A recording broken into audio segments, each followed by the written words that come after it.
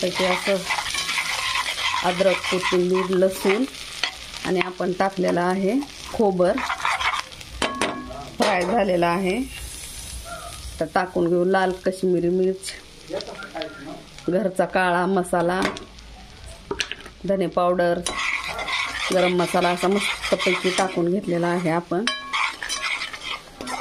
असं फ्राय होऊ द्यायचे. मसाला फ्राय झाल्यानंतर आपल्याला टाकून घ्यायचे तर अंडा करी बनवायची आहे. तर मस्तपैकी असे अंडे टाकून घेऊता. उकडून कट करून घेतलेले आहेत मी. तर छानपैकी असे थोडेसे मध्ये फ्राय होऊ द्यायचे.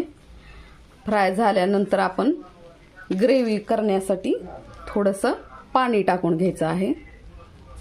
तर मस्तपैकी अंडे असे आपण टाकून घेतलेले आहेत. आता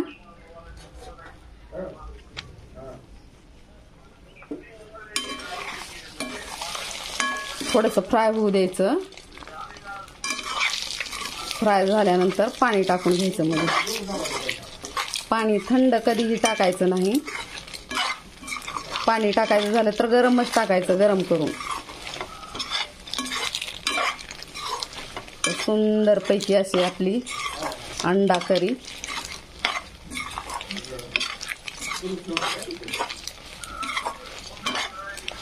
पूर्ण मी मसाले टाकून घेतलेले आहेत.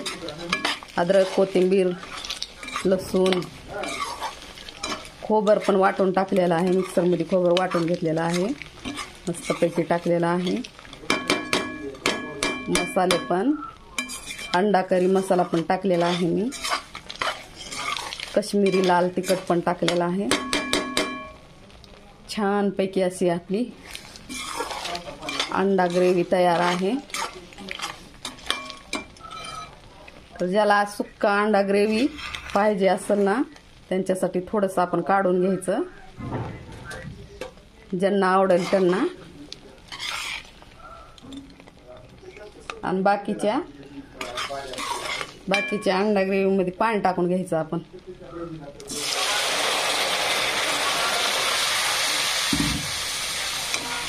तर छानपैकी आपली अंडा ग्रेव्ही रेडी आहे.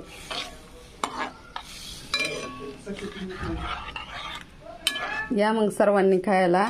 तुम्हाला जर व्हिडिओ आवडला लाईक, शेअर आणि कमेंट करा. सबस्क्राईब करा. धन्यवाद. Bye bye. Take care.